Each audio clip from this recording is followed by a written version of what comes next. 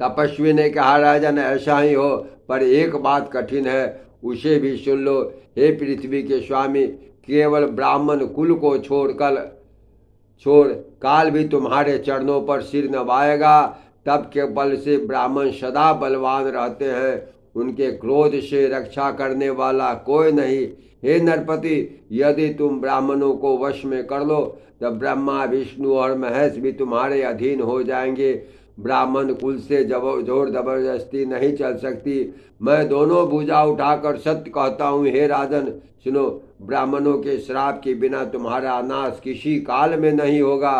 राजा उसके वचन सुनकर बड़ा प्रसन्न हुआ और कहने लगा, हे स्वामी, मेरा नाश अब नहीं होगा। हे कृपा निधान प्रभु, आपकी कृपा से मेरा सब समय कल्याण होगा।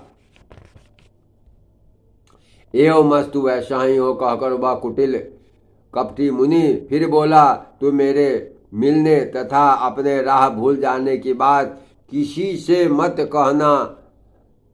अगर कह दोगे तो हमारा दोष नहीं। हे राजन, मैं तुमको इसलिए मना करता हूँ, इस प्रसंग को कहने से तुम्हारी बड़ी हानि होगी। छठे कान में यह बात पढ़ते ही तुम्हारा नाश हो जाएगा। मेरा यह वचन सत्य है। हे प्रताप भानु, सुनो, इस बात के प्रकट करने से अथवा ब्राह्मणों के शाप से तुम्हारा नाश होगा, और किसी उपाय से चाहे ब्रह्मा और शंकर भी मन में क्रोध करे तुम्हारी मृत्यु नहीं होगी। राजा ने मुनि के चरण पकड़कर कहा, हे स्वामी, सत्य है, ब्राह्मण और गुरु के क्रोध से कहिए कौन रक्षा कर सकता है। यदि ब्रह्मा जी भी क्रोध करें तो गुरु बचा लेते हैं, पर गुरु से विरोध करने पर जगत में कोई भी बचाने वाला नहीं है। यदि मैं आपके कथन अनुसार नहीं चलूँगा तो भले ही मेरा नाश हो जाए, मुझे इसकी चिंता नहीं। मेरा मन तो हे प्रभु एक ही डर से डर रहा है कि ब्राह्मणों का श्राप बड़ा भयानक होता है।